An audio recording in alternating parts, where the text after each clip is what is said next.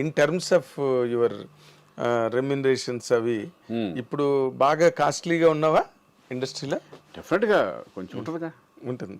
ప్రతి సినిమాలు చేస్తున్నాము. అదే అదే సక్సెస్ సక్సెస్ వచ్చినప్పుడు ఏంటంటే కొంచెం ఇదివరకు మీద కొంచెం బెటర్గా హీరోగా ఉన్నదానికంటే నాకు తెలిసి నేను ఇప్పుడు బెటర్గా ఉన్నాను అనుకుంటున్నాను నేను. టెన్షన్స్ లేకుండా. టెన్షన్స్ డబ్బు కంటే ఇంపార్టెంట్ ఏంటంటే ఇక్కడ మనకి టెన్షన్స్ ఉండకూడదు. ఇక రెస్పాన్సిబిలిటీ 25 సంవత్సరాలు తీసుకున్నాం, 25 years వరకు ఆల్మోస్ట్ నీకు హీరోగానే చేసుకుంటూ వెళ్ళాను కదా. అవును.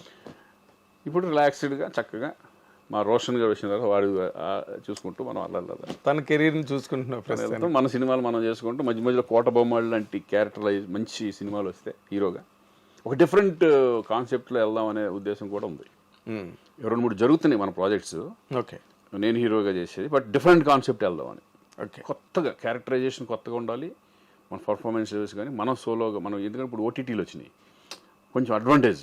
ఎస్, బాగా ఇదివరకు కంటే ఇప్పుడు బాగా అడ్వాంటేజ్. ప్రొడ్యూసర్లకి చాలా అడ్వాంటేజ్ కదా. అలా నాకు 2-3 అవి జరుగుతున్నాయి. ఇవి కూడా సెలక్షన్ చక్కగా నీట్గా చేసుకుని వెళ్దాం అంతే. అదేలే.